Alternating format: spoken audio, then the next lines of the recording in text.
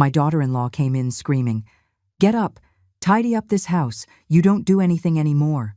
I stayed silent, and then I told her, "Honey, this house isn't yours, and it's the inheritance you're one day not going to see." I decided it was time to remind her who built what she enjoys. Her face changed color when she saw the papers. "Get up! Tidy up this house! You don't do anything anymore!" Tiffany's shout echoed off my kitchen walls like a whip crack. I was sitting at the table with my cup of coffee, the old blue ceramic mug my late husband, Arthur, gave me 40 years ago. My hands were trembling, not from fear, but from the contained rage I had been swallowing in silence for months. Tiffany stood before me, arms crossed, her face twisted into a look of contempt I knew all too well. She was wearing an expensive blouse that I had ironed for her that very morning, and her perfectly manicured red nails shone under the light, the same hands that had never washed a single dish in my house. "Did you hear me, Helen? Or are you so old you've gone deaf too?" I glanced toward the living room doorway. There he was, my son Kevin, my only son, the child I carried, whom I raised by myself while his father worked in other cities to put food on our table. He was leaning against the wall, his eyes glued to his phone, as if none of this was happening just 6 feet away from him. He said nothing. He didn't defend me. He didn't even look up. I felt something inside me break. It wasn't the first time Tiffany had yelled at me, nor would it be the first time my son pretended not to hear. But that day, that damn day, something shifted. I set my mug down on the table carefully, as if my life depended on not spilling a single drop. I took a deep breath. The smell of freshly brewed coffee still hung in the air, mixed with the aroma of the toast I had made for breakfast. A breakfast that, of course, neither of them had touched. "Tiffany," I said calmly, though my heart was pounding like a war drum, "this house is not yours." She let out a short, mocking laugh. "Oh, it's not? Well, I live here, and if you don't like it, you know where the door is." Kevin still didn't move, still didn't look at me. It was in that moment that I knew the time had come. The time to remind them who built every brick in these walls, who paid for every window, who planted every tree in the garden. I stood up slowly. My knees aren't what they used to be, but that day they held me with a firmness I hadn't felt in years. I walked toward my bedroom without another word. Behind me, I heard Tiffany mutter something, probably another insult, but I didn't care anymore, because inside my closet, kept in a wooden box that no one else knew about, were the papers, the deeds, the documents that proved that this house, every square inch of it, was mine and mine alone. And the time had come for both of them to know it. As I closed my bedroom door, a single sentence flashed through my mind like lightning. I decided it was time to remind her who built what she enjoys. But what they didn't know yet was that the paper I was about to show them wasn't the only secret I was keeping. There was something else, something that would change everything forever. How did we get here? That's the question I ask myself every night as I listen to their laughter from the other side of the wall. Laughter that sounds like mockery, like someone else's triumph, like everything I lost without even realizing it. 3 years ago, my world collapsed. Arthur, my husband, my partner for my entire life, died of a massive heart attack while fixing the roof of this very house. He fell without warning, without a goodbye. He left me alone with a void so vast that for months I didn't know how to breathe. Kevin came to the funeral. He cried, he hugged me, he told me, "Mom, you're not alone. I'm here." A lie. 2 weeks after burying his father, Kevin showed up with Tiffany. They had been married for 6 months. They were living in a tiny apartment in a trendy part of the city, paying a rent that ate up half their income. "Mom," he said, with that soft voice he used as a child when he wanted something, "what if we stayed with you for a little while? Just until we save up for a down payment on our own place. It would be a few months, a year at most." Tiffany smiled, a sweet, almost shy smile. She came over and took my hands. "Helen, I'll take such good care of you. I know it must be so hard to be alone in this big house. We can keep each other company." No one had called me by my first name with such tenderness since my own mother passed. That simple gesture pierced my chest like a hug I'd been needing for years. So I said yes. Of course I said yes. The first few months were manageable. Tiffany would ask me for recipes, for tips on getting out tough stains. She'd invite me to watch soap operas with her in the afternoons. Kevin would come home from work and the three of us would have dinner, like a family. But little by little, like water seeping through cracks, everything started to change. First, it was small things. Tiffany stopped asking me what I wanted for dinner. She would just decide. Then she started moving my things around. "It just looks better here, Helen," she'd say with that smile that increasingly looked more like a mask than a real expression. One day, I came into the living room and my rocking chair, the one where Arthur used to read me the paper on Sundays, was gone. She had put it in the garage. "It just took up too much space," Tiffany explained without looking me in the eye. "I got a new armchair, something more modern." Kevin said nothing. He was watching the football game. Then came the orders disguised as favors. "Helen, could you wash this blouse for me? It's delicate, and you know how to do it best." "Mom, could you make breakfast a little earlier? Tiffany has to leave sooner."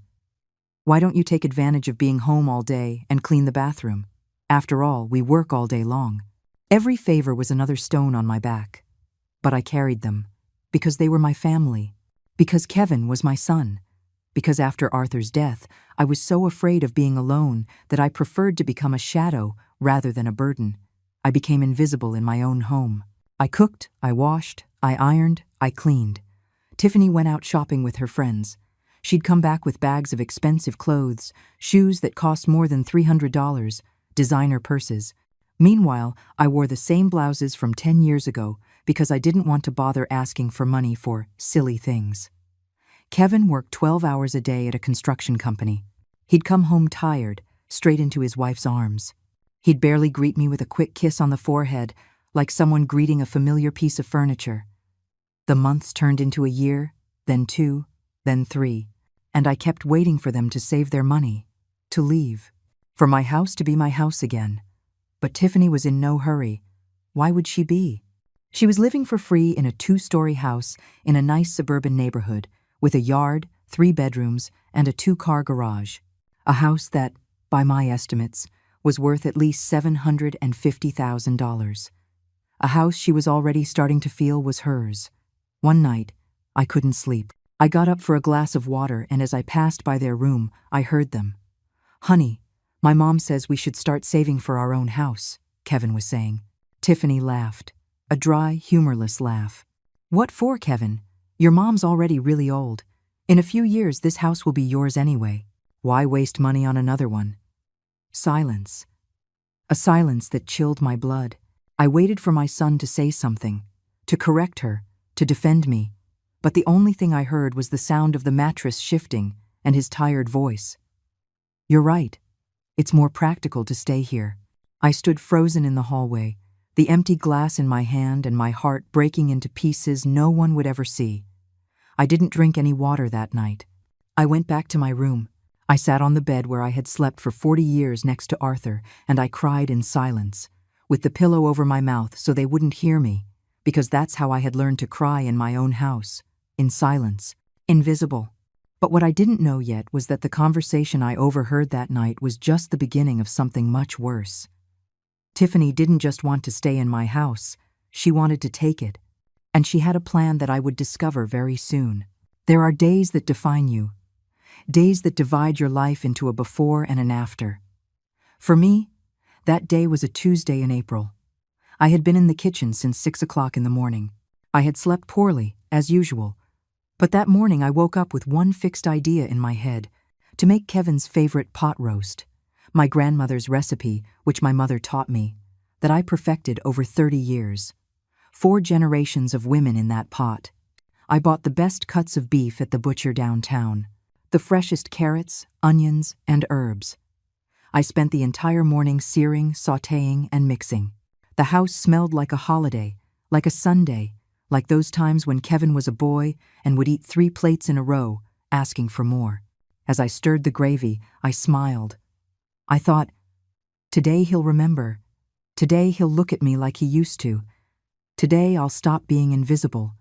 How foolish I was. At 2 o'clock in the afternoon, I set the table. I took out the good tablecloth, the one with the embroidered flowers. I served the mashed potatoes, the green beans, and warmed up fresh rolls. The pot roast was perfect. It glistened with that deep, rich brown color you only get when you put your soul into the pot. I waited. At 3, I heard Tiffany's car pull in. She was coming from the salon. Her hair was freshly styled, and she smelled of that expensive perfume she always wore. She walked in carrying bags from the grocery store. My heart stopped. "Hi, Helen," she said without looking at me. She went straight to the kitchen and put the bags on the counter. I brought food. I was in the mood for rotisserie chicken today.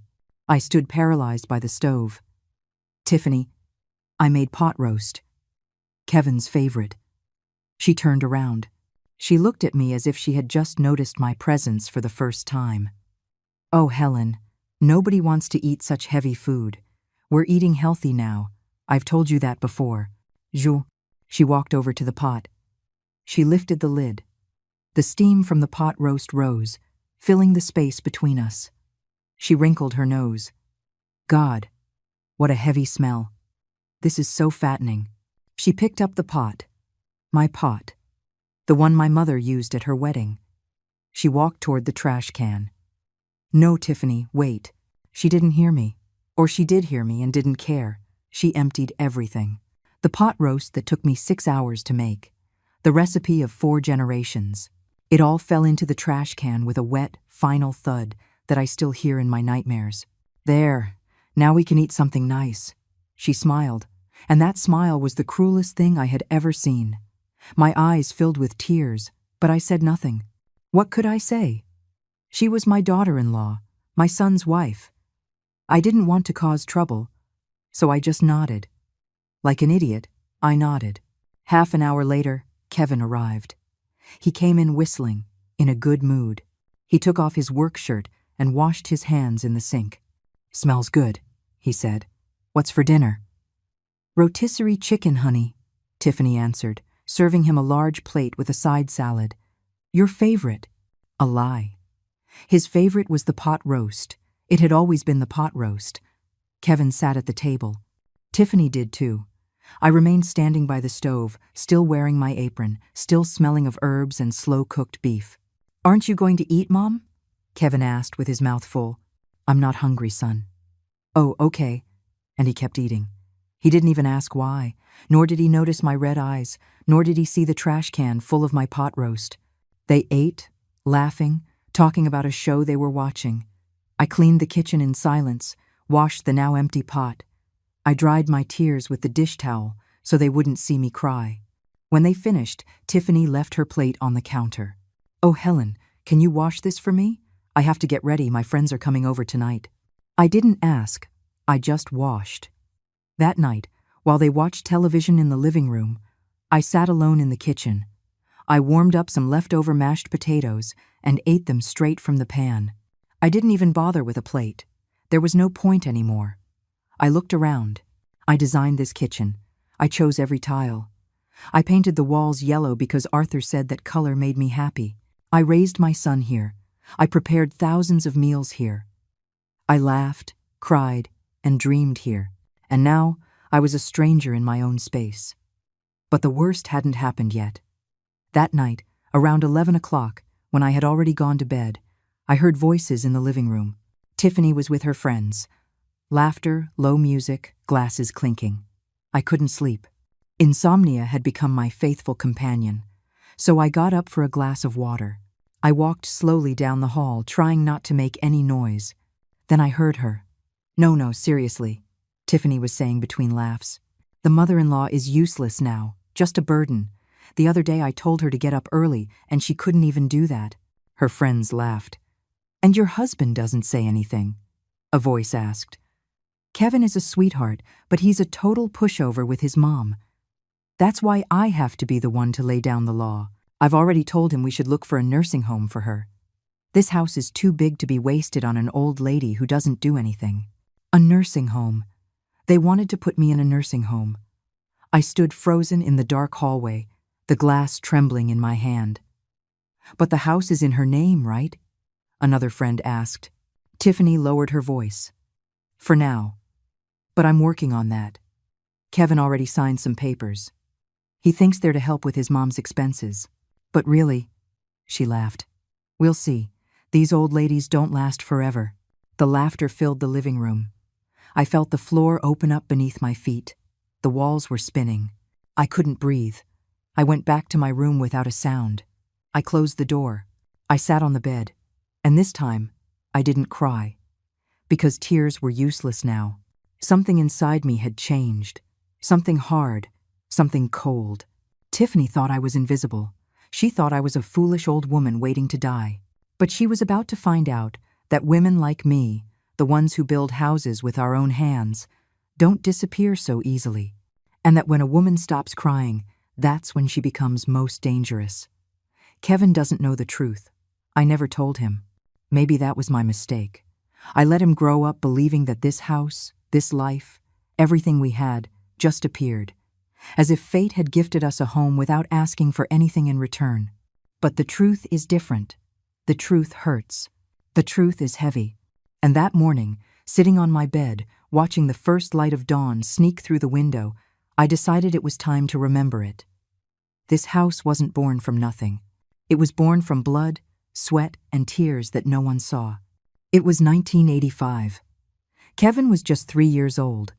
We were living in a tiny rooftop apartment in a rough part of the city, a space so small that the bed touched the kitchen wall. Arthur worked as a construction worker, 12, 14 hours a day. I sewed clothes for the neighbors, party dresses, hemming pants, taking in seams, $10 for a job, 25 if I was lucky. We saved every penny. We ate beans and rice, sometimes just bread. Kevin would ask why we never had meat. I told him meat was bad for him, that beans made him stronger. He believed me. Children always believe. Arthur dreamed of giving us a house. Someday, Helen, he would tell me at night, his hands torn up from hauling bricks. Someday, we'll have our own roof over our heads, and no one will ever take it from us. It took us 5 years to save for the down payment on the land. 5 years with no vacations, no new clothes, no celebrations. Every dollar that came in was divided. Half to survive, half for the dream. In 1990, we bought the land. A piece of dirt in what would become a decent suburb. It cost $20,000, a fortune for us. We signed that paper trembling with excitement and fear. It was ours. Finally, something was ours. But an empty lot is not a home. Arthur got a job in Texas, a big construction project. A 6-month job that paid double. He took it. He had to. Kevin and I were left alone in the city. With the money Arthur sent, we started to build. But we didn't have enough to hire a full crew. So I did it. Yes, I, with my own 2 hands. I hired a contractor 2 days a week to teach me the basics. The rest of the time, I worked alone. I mixed cement, hauled bricks, put up walls. Kevin played among the rubble while I worked. I would feed him peanut butter sandwiches I made in the early morning. Then I'd leave him with the neighbor and go back to the site. My site. My hands filled with calluses. My back ached so much that some nights I couldn't sleep. I lost 30 pounds.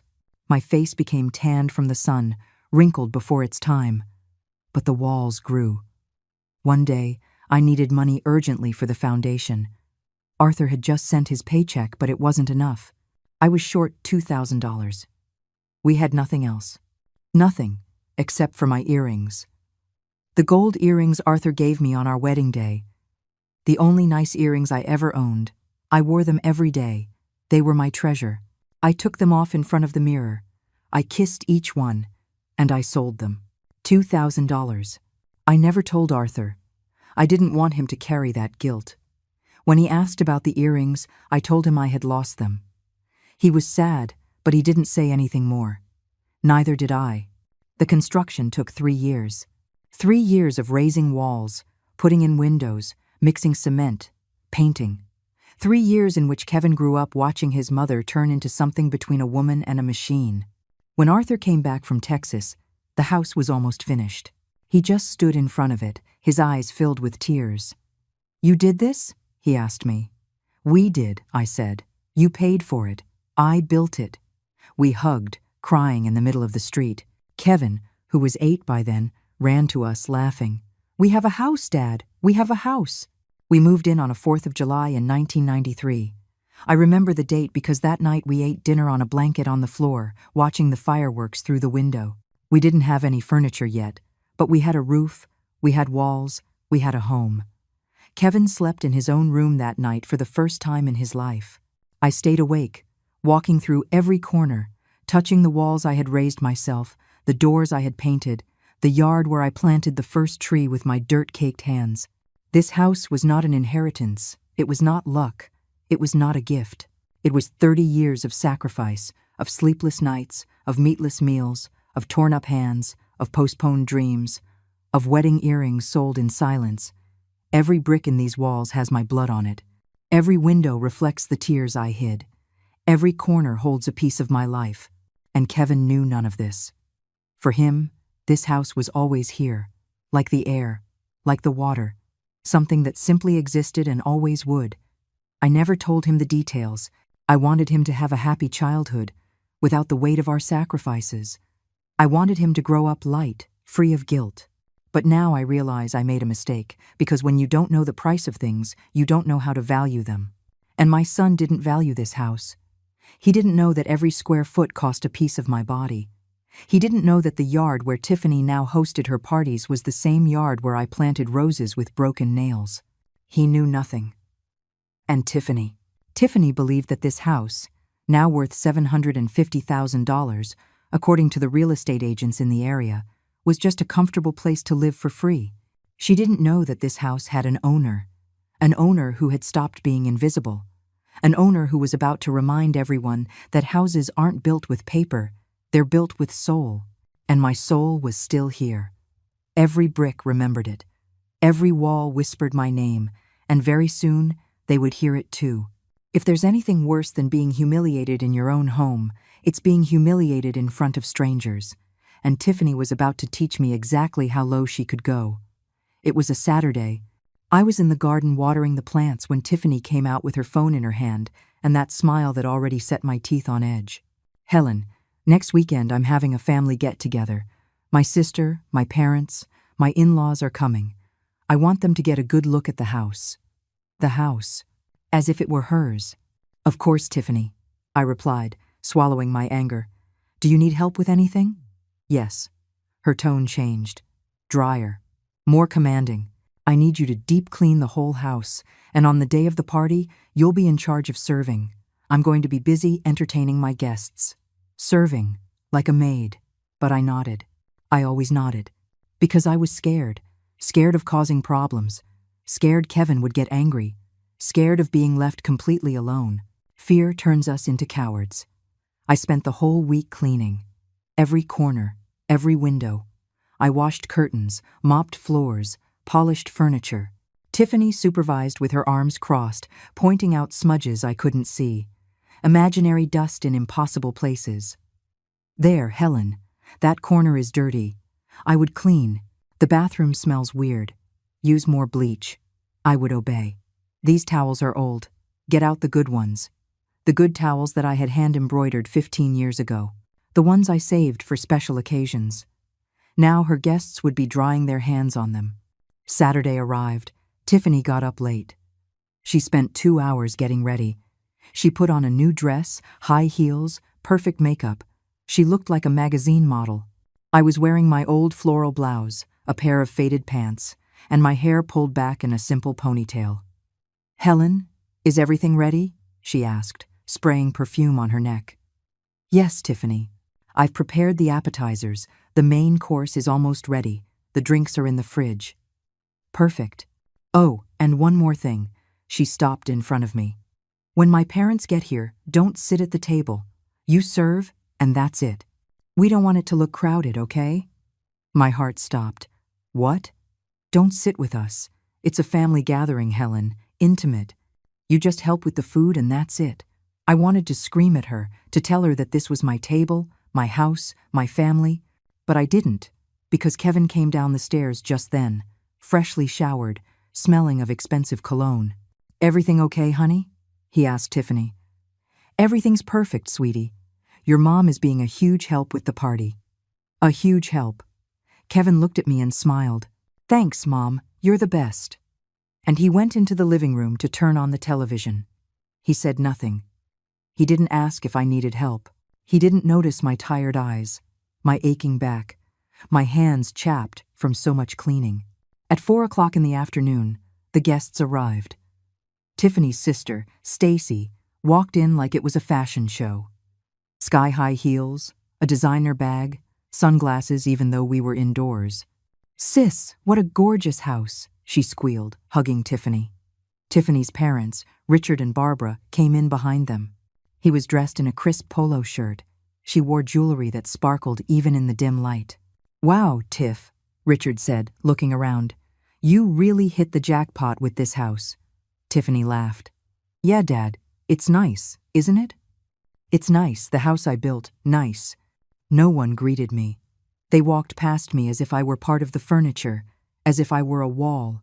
I went into the kitchen. From there I could hear them laughing, talking loudly, opening bottles of wine I had bought with my pension money. I served the appetizers, cheeses, cured meats, olives, all on the good china Arthur gave me for our 20th anniversary. I carried the trays to the dining room table. Everyone was already seated. 8 people around my table. "Thanks, Helen," Tiffany said without looking at me. The others didn't look at me either. I went back to the kitchen. I served the food, shrimp, pasta, salad, garlic bread, all prepared by me since 6 in the morning. I brought the plates out one by one. My knees ached, my hands trembled from exhaustion. When I returned with the last plate, Richard raised his glass. A toast to my daughter and my son-in-law, for this beautiful house where they will build their family. Everyone raised their glasses, their family, their house. Rodrigo toasted with a huge smile. He kissed Tiffany in front of everyone. I was standing by the wall, my apron on, holding a pitcher of water. Invisible. They started eating. They talked. They laughed. Stacy was telling some gossip about a cousin. Barbara was criticizing someone's dress at a wedding. Richard was talking about politics. No one mentioned the food. No one said thank you. No one asked who had prepared it. Then it happened. I went back to the kitchen for more ice. When I returned, Tiffany raised her voice. "Helen, could you bring more ice? It's the only thing we ask you to do, since you don't work or contribute anything to this house." Silence fell like a stone. Everyone turned to look at me. I felt my face turn red, my hands start to shake. Stacy let out an awkward laugh. Barbara murmured, "Oh, Tiff, don't be so harsh." But her tone wasn't scolding, it was one of complicity, as if to say, "You're right, but don't say it so loud." Richard took a sip of his wine and looked away. "Kevin?" Kevin kept eating. He said nothing. "Yes, of course," I whispered. "I'll get the ice." I walked to the kitchen, my legs trembling. I closed the door, and there, standing in front of the refrigerator, with the ice in my hands, something inside me broke. It wasn't a loud sob. It was silent. The tears just fell, without a sound, without drama. I looked at my hands, these hands that raised these walls, that cooked thousands of meals, that carried Kevin when he was a baby, that held Arthur when he was sick. These hands were now trembling, holding a bag of ice. I went to the bathroom. I splashed cold water on my face. I looked in the mirror. A 68-year-old woman stared back at me, tired, humiliated, broken. I didn't recognize that woman. Where was the Helen who built a house with her own hands? Where was the woman who sold her wedding earrings without crying? Where was that strength? I took a deep breath, and in that moment, something changed. No more. Not anymore. I walked out of the bathroom. I brought the ice. I put it on the table without a word. Tiffany didn't even look at me, but I looked at her, and for the first time in months, I didn't look away. Because that night, while I cleaned the plates they had dirtied, while I put away the china they had used, while I mopped the floor where they had spilled wine, I made a decision. I was no longer going to be invisible. I was no longer going to be the shadow in my own house. The next day, I was going to get help. And the game was about to change. Because women like me don't break so easily. We just take a little longer to remember who we are. Sunday dawned differently, not because of the weather, not because of anything external, but because I had woken up differently. I got up at 6 o'clock in the morning, as always, but this time I didn't go straight to the kitchen to prepare breakfast for Kevin and Tiffany. This time, I put on my best blouse, combed my hair carefully, and left the house before they woke up. I left a note on the table, went out, back this afternoon. That's all. I took the bus to a neighborhood across town, to Carol's house, Carol Medina, my friend for 42 years. We met when our sons were in the same elementary school. She was a teacher, then went to law school, and worked as a lawyer for 25 years until she retired. A 70-year-old woman, a widow like me, but with a spirit that never bent to anyone or anything. Carol was everything I had stopped being.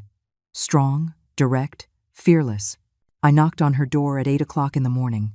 She opened it with a coffee mug in her hand, her white hair in a high bun, her glasses hanging from a chain around her neck. "Helen," she said, surprised. "What are you doing here so early?" "Carol," my voice broke. "I need help." She led me inside. Her house smelled of fresh coffee and pastries. She sat me down in her living room, poured me a cup, and waited. And I told her everything. The humiliations, the shouting, the food in the trash, the family party, Tiffany's words about the nursing home, the conversation I overheard about the papers Kevin signed, everything. When I finished, Carol was trembling with rage. "That witch," she muttered, clenching her mug. "That damn freeloader." I had never heard Carol swear like that. "Helen, look at me." She leaned toward me, her brown eyes locked on mine. "That house is in your name, right?" "Yes, only my name. The deed is in my room, locked in a box." "Is Kevin listed as a beneficiary on any document?" "Only in my will. When I die, everything goes to him." Carol leaned back on the sofa, thinking. Her fingers drummed on the table. Then she nodded as if she'd just made a decision. "Helen, listen to me very carefully. You have rights. That house is yours, completely yours. No one can kick you out without your consent, not your son, and not that viper he married." "But Carol," she said, "Kevin signed some papers. Papers that are worthless if you didn't sign them." Her voice was firm, confident. "Look, I don't practice anymore, but I know the law, and I know exactly what you need to do." She got up and grabbed a notebook and a pen. She sat next to me. "First, you need to update your will, right now, today. If that woman thinks the house will be hers when you're gone, you need to show her how wrong she is." My heart was racing. "You mean?" "I mean you have options. You can leave it all to Kevin, with a condition that Tiffany has no rights to it, or you can divide it, or you can donate it to a charity. It's your decision, Helen, but you need to make it now. Second," she continued, "you need to document everything. The abuse, the humiliation, the threats. Do you have a way to record conversations?" I shook my head. Carol got up and went to her room. She came back with a small digital recorder the size of a pack of gum. "Here. It's very easy to use. You just press this button and it records everything. Keep it in your apron, in your pocket, and every time Tiffany speaks down to you, every time she humiliates you, record it." I took the recorder with trembling hands. "Is this legal? In your own home, recording conversations where you are present?" "Yes, it's evidence, and you're going to need it. Third," her voice grew more serious, "you need a copy of all the papers Kevin signed. Look in his room, on his desk, wherever. If you find anything, bring it to me. I can review it and tell you exactly what they tried to do. Carol, I can't. I can't betray my son like that. Helen," her sharp tone made me jump. "It's not a betrayal. He already betrayed you. He let that woman humiliate you. He signed papers without telling you. He stayed silent while they treated you like trash." Tears rolled down my cheeks. "He's my son, Carol. My only son." "I know." Her voice softened. She took my hands in hers. "And that's exactly why you need to do this.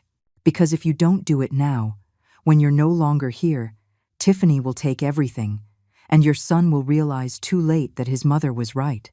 Is that what you want? She was right. God, it hurt to admit she was right." Fourth, Carol continued, letting go of my hands and writing in her notebook. "You are going to get a legal inventory of your property. Every piece of furniture, every valuable object, every detail. I know a lawyer who can help you. His name is Stephen Price. He's good, honest, and not too expensive. I'm going to call him today. Carol, I don't have much money. How much do you get from your pension? $1,200 a month, but almost all of it goes to house expenses. Tiffany says I have to contribute. Carol closed her eyes and took a deep breath, as if praying for patience. Helen, you don't have to contribute. They are living in your house for free. How much would it cost to rent a house like yours in this area? $2,000? $2,500? They are robbing you, do you understand? They are robbing you of your money, your house, and your dignity. Her words hit me like cold water. I woke up. You're right, I whispered. Of course I'm right. She smiled for the first time all morning. And now you're going to get your life back. But you need to be smart. You can't confront them yet. First, you gather evidence. First, you fix your papers. First, you protect yourself. And when the time comes... She paused. She looked at me intently. When the time comes, you hit them, and it has to be so hard that they can't get back up. We spent the whole morning planning. Carol called the lawyer, Stephen. She explained my situation. He could see me on Wednesday. It would cost me $200 for the consultation and $150 for each document. It was a lot of money for me, but Carol insisted it was necessary. If you need it, I'll lend it to you, she said. No, Carol, you've done so much. Then use your pension. Stop spending it on that house. Use it on yourself, on protecting yourself. She was right. Again, she gave me clear instructions. Record every conversation where Tiffany humiliated me. Find the papers Kevin signed. Make a list of all my valuables. Say nothing to anyone. Act normal. Continue being the same, submissive, quiet Helen. Until the time came. And when will that be? I asked. Carol smiled. A smile that was both terrifying and hopeful. When we have everything ready, when they can't do anything to defend themselves, when the truth explodes in their faces. I got home at 4 o'clock in the afternoon. Tiffany was watching television in the living room. She didn't even turn her head when I walked in. Where were you? She asked without interest. With a friend. Oh, well, there's laundry to be done, and you didn't make dinner. I'm ordering a pizza. Whatever you want, Tiffany. I went up to my room. I closed the door. I took out the recorder Carol gave me and put it in my dresser drawer, under my old shawls. I sat on the bed, and for the first time in months, I smiled. It wasn't a smile of happiness. It was a smile of war. Because now I had a plan.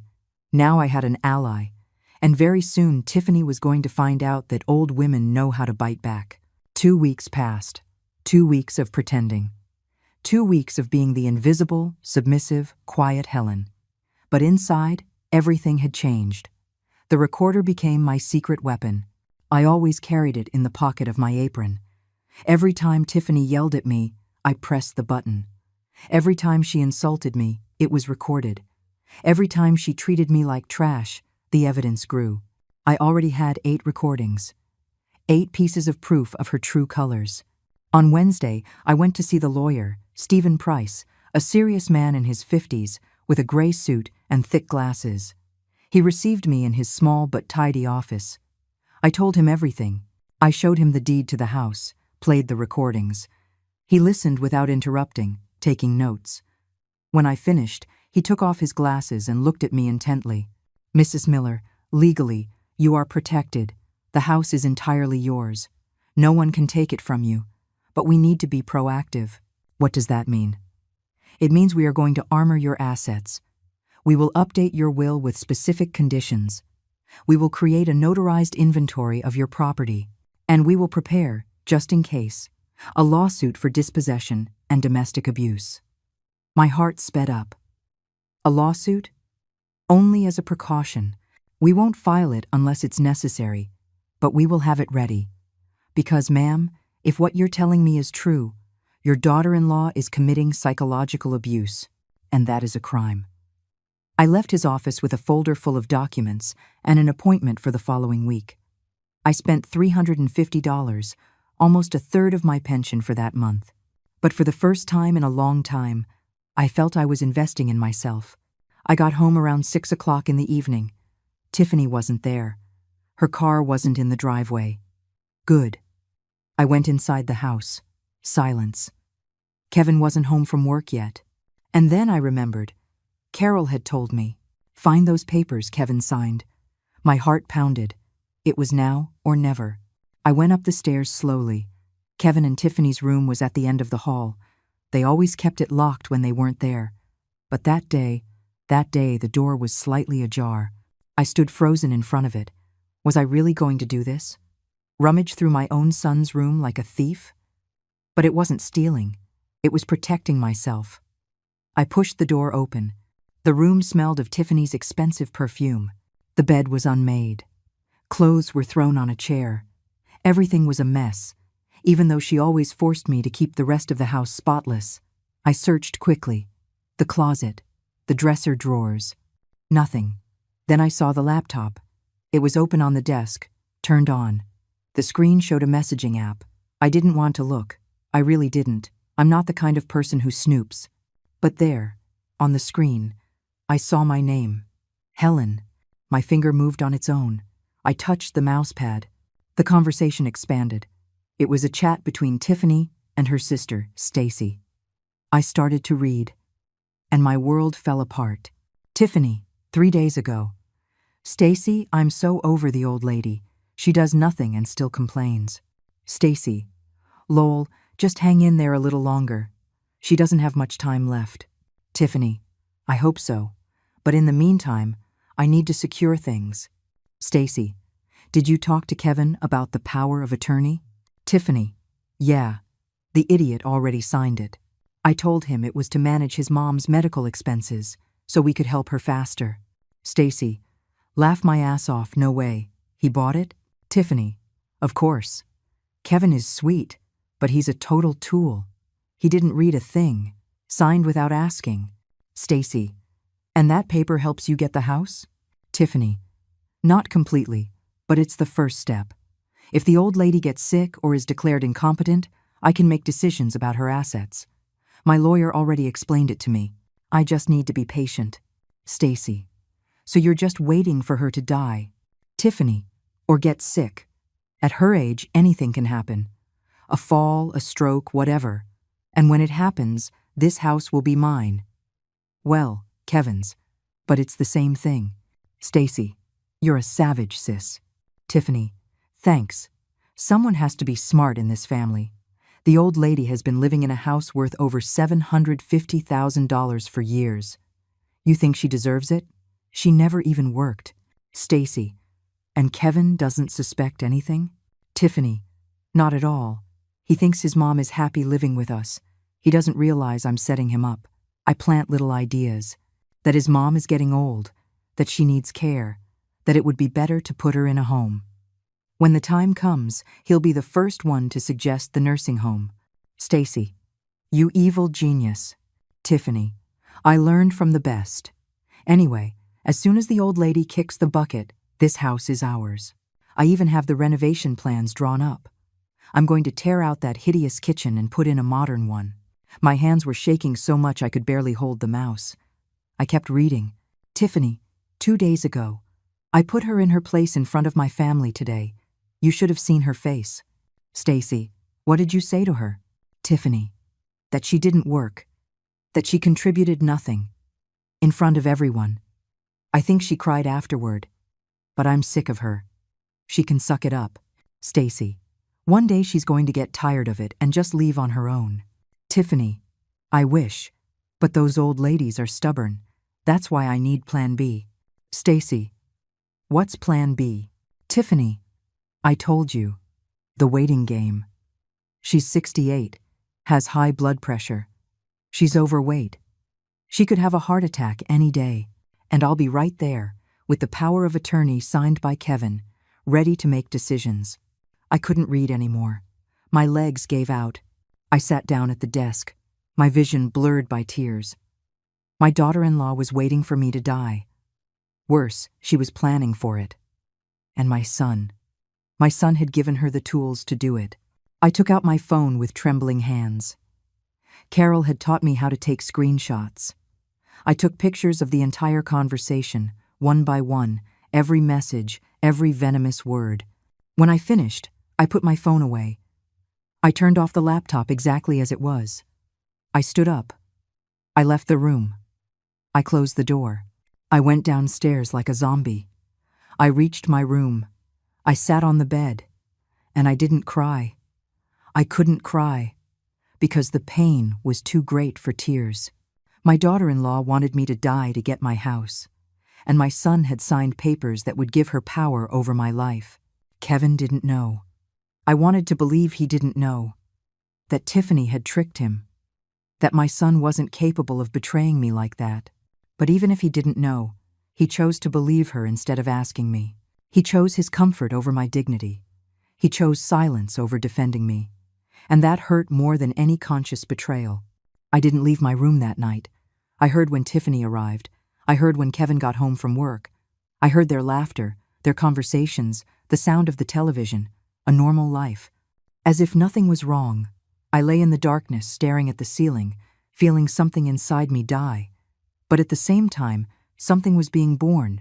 Something cold, something hard, something relentless. The next morning, I called Carol.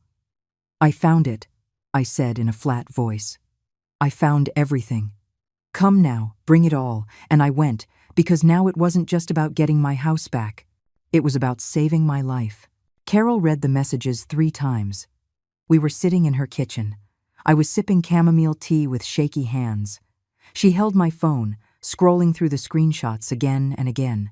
Her face grew paler with each one. "Helen," she finally said, placing the phone on the table. "This is extremely serious. This isn't just abuse. This is conspiracy, fraud, attempted dispossession." "What do I do, Carol? What do I do?" "First, breathe." She took my hands. "Second, send these screenshots to the lawyer, Stephen, right now. And third," she paused. "Third what?" "Third, you need to confront your son. Not Tiffany, Kevin. He signed those papers. You need to know exactly what he signed and if he understands what he did." My stomach churned. "Carol, I can't. If I tell him anything, Tiffany will find out. And if she realizes I found those messages..." "You're right." Carol thought for a moment. "Then do it another way. Ask him casually. Tell him you're organizing your papers, that you need to know if he signed anything related to you, that it's for the lawyer." It made sense, but it terrified me. I went home that afternoon with a plan. Kevin got home from work at 7. Tiffany was out with her friends, as usual. It was my chance. I found him in the living room, changing his shoes. "Son," I said softly, "can we talk for a moment?" He looked up, surprised. It had been weeks since I'd initiated a conversation with him. "Sure, Mom, what's up?" I sat on the sofa across from him. I took a deep breath. "I'm organizing my documents, house papers, the will, things like that. And I need to ask you something." "Okay. Have you signed any documents related to me recently? Any power of attorney? Any legal paper?" Kevin blinked. His face turned slightly red. Yeah. Well, Tiffany asked me to sign some papers. She said they were to help with your medical expenses, so if you needed something urgently, we could handle it faster." My heart stopped. "What kind of paper was it, Kevin?" "Well, I don't know exactly. Tiffany said her cousin, the lawyer, prepared them. Something about a power of attorney for health matters, I think." "Did you read what you signed?" Silence. "Kevin, did you read the papers?" He looked down. "Not completely. I trust Tiffany, Mom. She just wants to help you." I felt something shatter inside my chest. "Son," my voice trembled, "that power you signed, do you know what it means? It means that if something happens to you, we can make quick decisions to help you." "No, Kevin. It means you gave your wife power over my assets, over my house, over my life." His face changed. Confusion, then denial. "No, Mom. It's not like that. Tiffany explained that." "Tiffany explained? Or did you read the document?" "Mom, what are you implying?" I stood up, took out my phone. With trembling hands, I opened the screenshots. "I'm implying that your wife deceived you, and here is the proof." I showed him the phone. Kevin started to read. His face went from confusion to shock, from shock to disbelief. "No, This can't be real. It is real. They are messages between her and her sister. Read it all, Kevin. Read what your wife thinks of me. Read what she plans to do. He kept reading. His hands started to shake. His breathing grew rapid. When he got to the message where Tiffany said, "As soon as the old lady kicks the bucket, this house is ours," his face turned white as a sheet. "Mom, I didn't know." "You didn't know? Or you didn't want to see?" "I didn't know," he yelled, jumping up from the sofa. "I would never, ever sign something to hurt you. But you did sign it, without reading, without asking, because you trust her more than your own mother. Isn't that right?" "No," my voice broke. "Kevin, how many times have you defended me in these 3 years? How many times have you spoken up when she humiliates me? How many times have you asked how I am?" Silence. "Your wife treats me like garbage.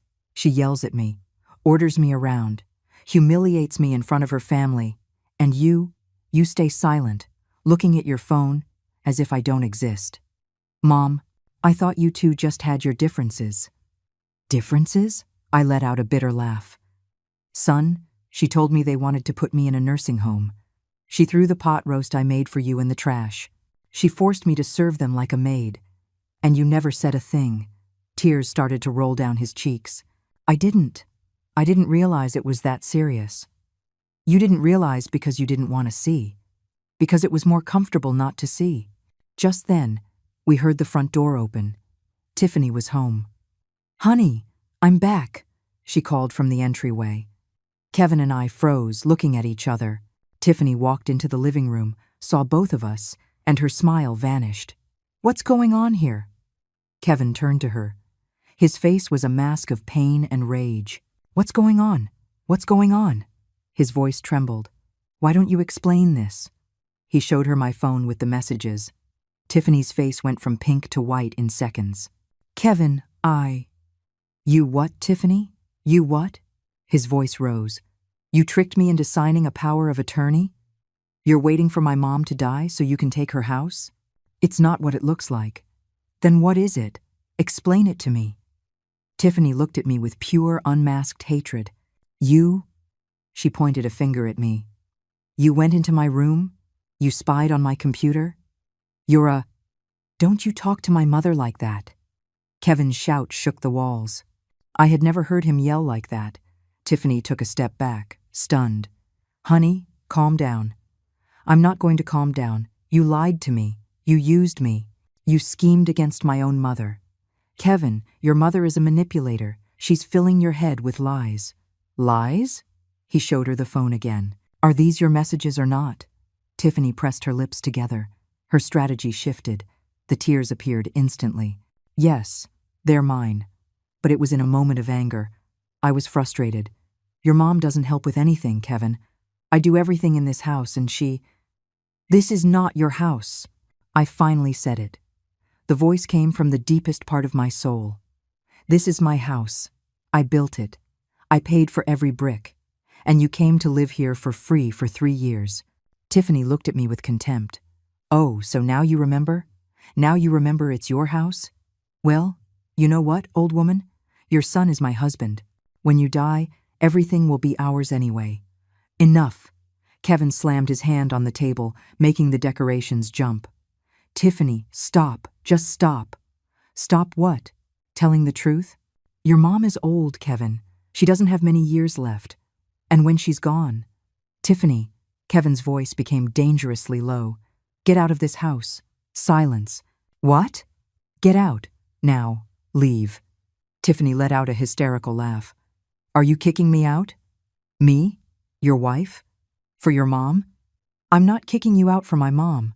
I'm kicking you out for being a liar, a manipulator, a what, Kevin? Say it. Say whatever you want. But remember, I'm your wife. And when you regret this, because you will regret this, it will be too late." She grabbed her purse, her keys. But before she left, she looked at me intently.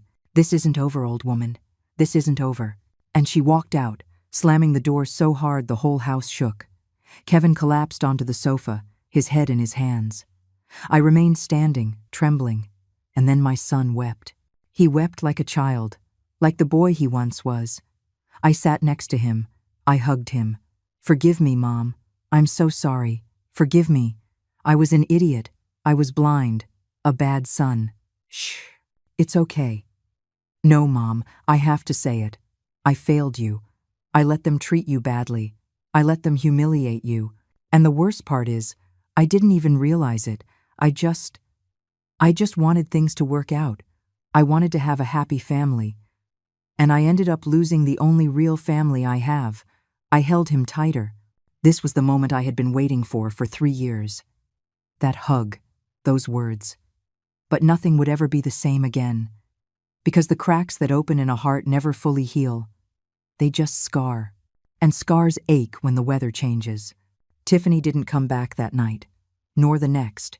Kevin stayed home like a ghost. He took time off from work. He barely ate. He barely spoke. He just spent his time in his room, phone off, staring at the ceiling. I didn't sleep well either. But for the first time in years, it wasn't out of fear. It was because of what was coming. Because Tiffany had said something before she left. This isn't over, and I knew she was right. Carol came to visit me on the 3rd day. She brought the lawyer, Stephen, with her. The 3 of us sat in the living room. Kevin came downstairs when he heard unfamiliar voices. "Mom? Who?" "This is my lawyer, son, and my friend Carol. We need to talk about something important. All of us together." Kevin sat down nervously. Stephen opened his briefcase. He took out several documents. "Mrs. Miller," as I explained, "I've prepared everything you asked for. The new will, the notarized inventory." And then he pulled out another document. "I also obtained a copy of the power of attorney your son signed." Kevin tensed up. "How?" "I have contacts at the Public Records Office," Stephen explained. "And let me tell you something, young man. What you signed is very serious." He showed Kevin the document. Kevin took it with trembling hands. "This power," Stephen continued, "gives your wife the authority to make decisions about your mother's assets in case of incapacity.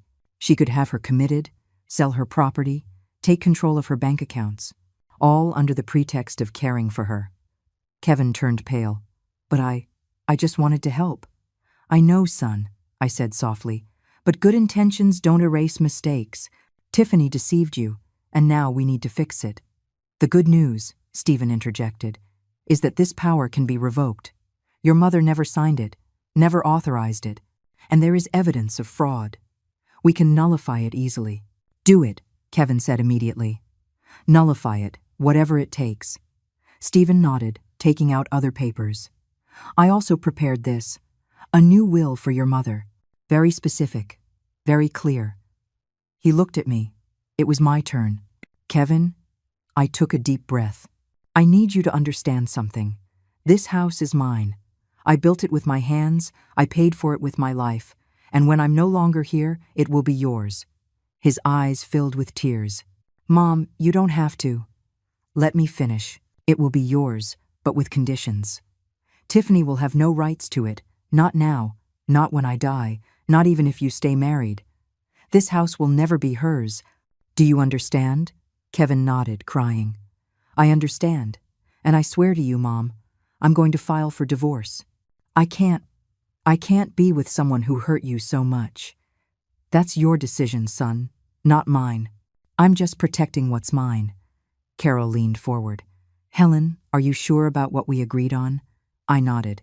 "Completely sure." Stephen began to explain. "The will divides the inheritance as follows. 50% to Kevin, with the clause that Tiffany can claim nothing, and 50% to the foundation, for the support of abandoned elderly." Kevin looked up, surprised. "A foundation?" "Yes, son. I learned about that organization years ago. They help older people whose families have abandoned them, who no one cares for, who no one respects. I almost became one of them. And when I'm no longer here, I want my house to help others who went through the same thing." "Mom," his voice broke. "Don't cry. It's my decision. You will have half, more than enough, and you will learn to value it, because now you know what it costs." Stephen continued reviewing documents with me. Inventory of furniture, jewelry, bank accounts.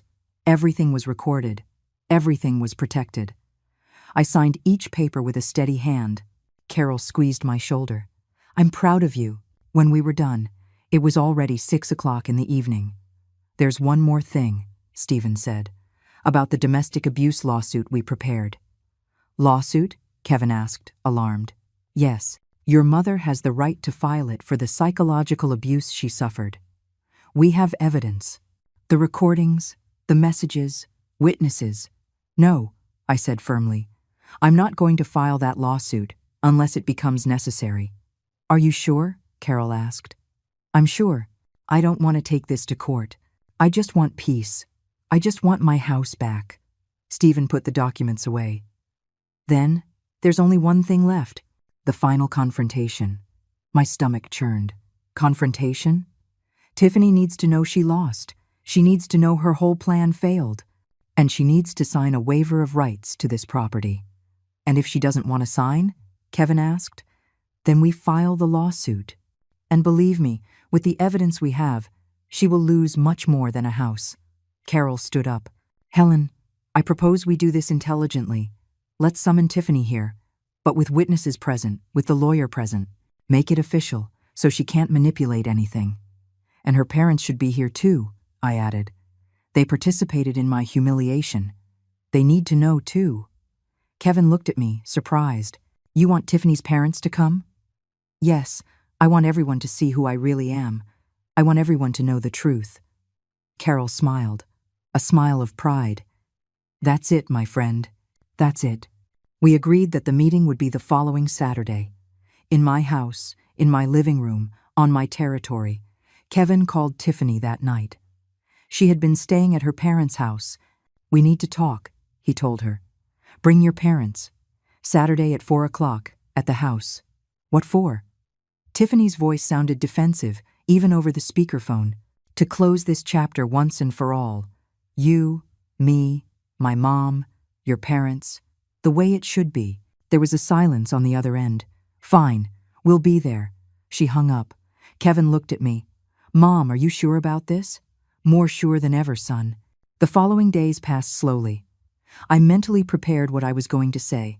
I rehearsed in my room, in front of the mirror. I practiced keeping my voice steady, my gaze direct.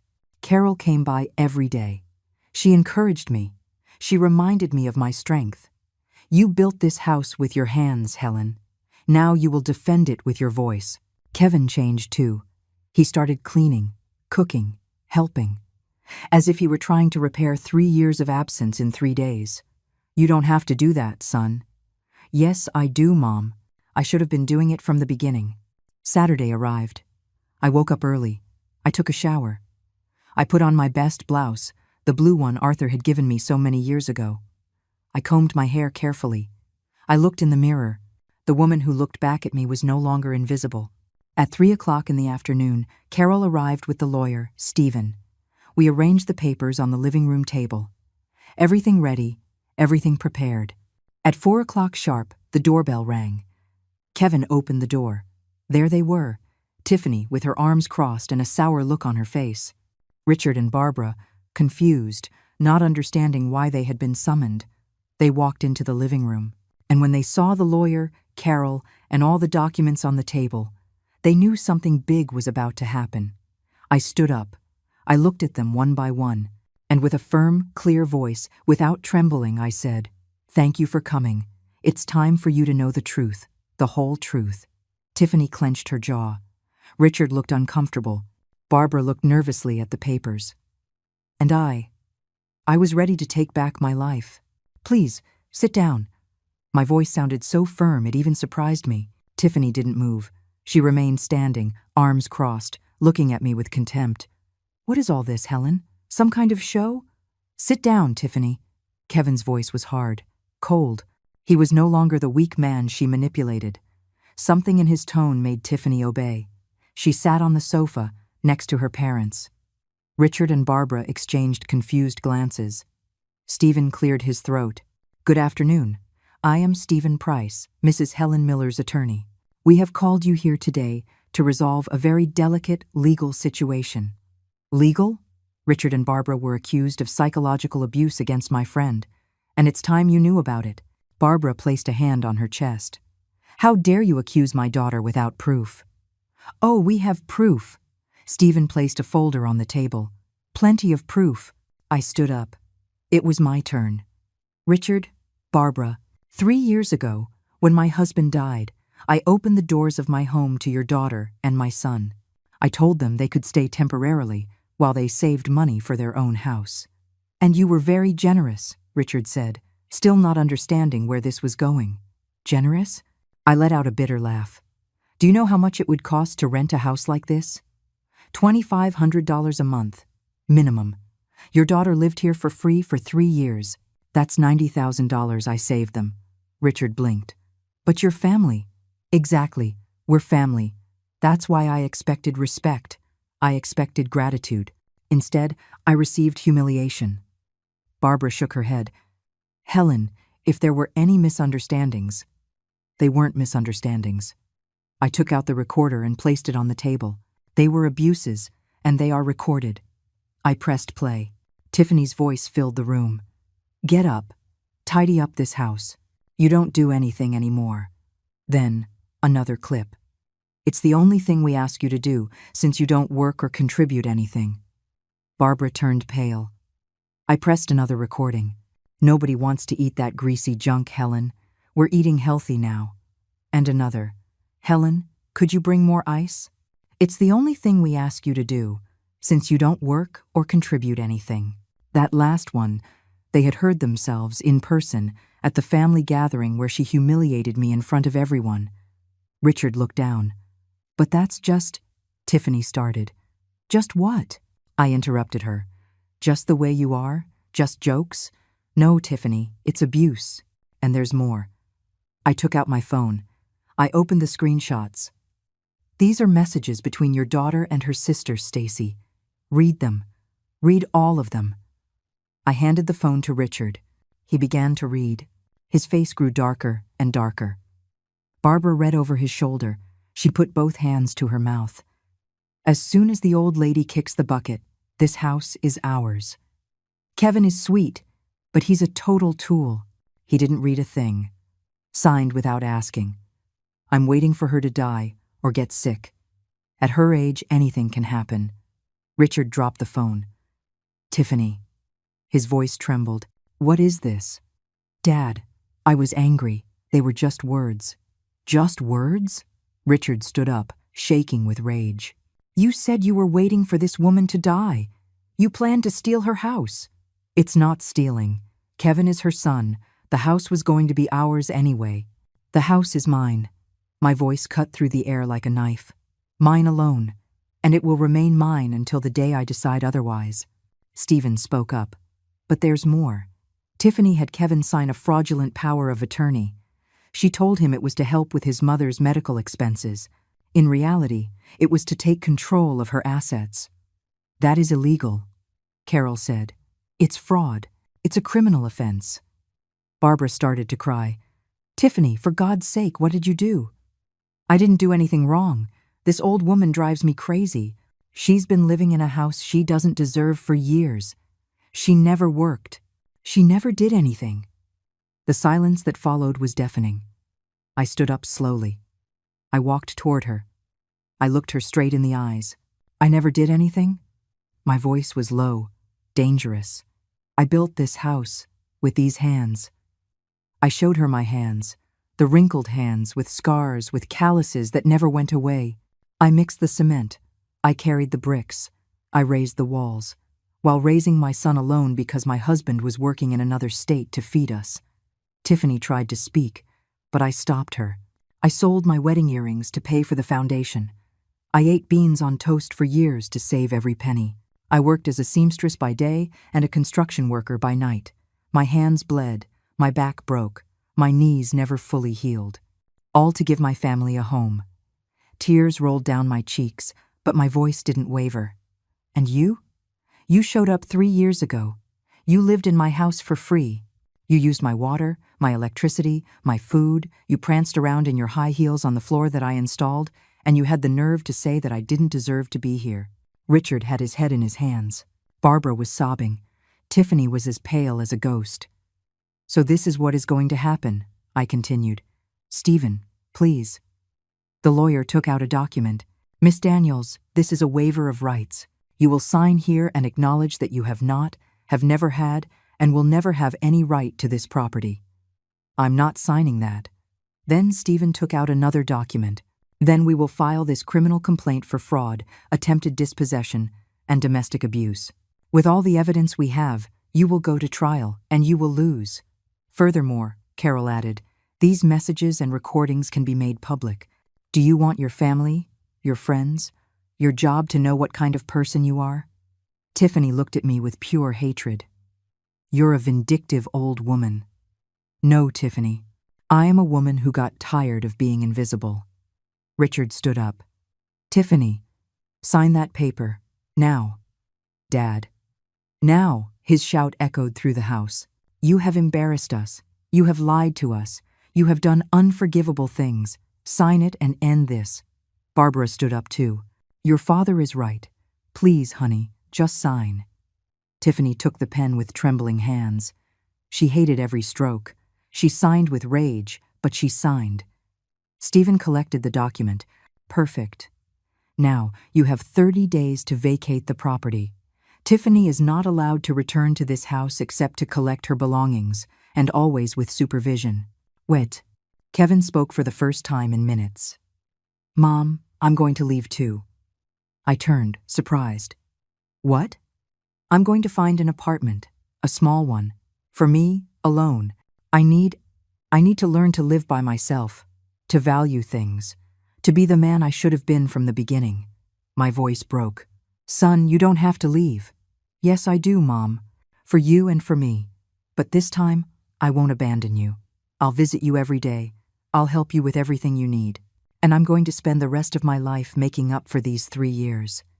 He came over and hugged me tightly. "Forgive me, Mom. Truly, forgive me." I hugged him, crying. Richard approached me. "Mrs. Miller, I have no words. What my daughter did is unforgivable. If you need anything, whatever it is, please. I just need you to take her away, and for her to never come back." "We will." Tiffany stood up. She walked to the door without looking back, but before she left, she turned one last time. "I hope you enjoy your empty house, old woman. Alone, just like you deserve."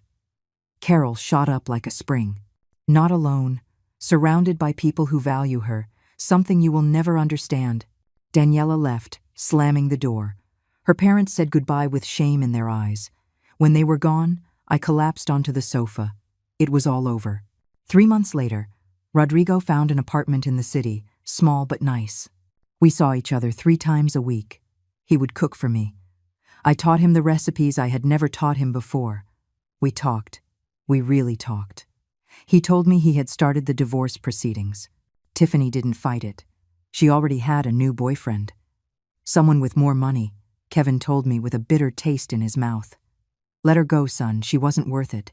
Carol and I turned a part of my house into a sewing workshop. We invited older women from the neighborhood, women like me, who had been invisible, who had lost their voice. Now we sewed together. We laughed together. We looked after each other.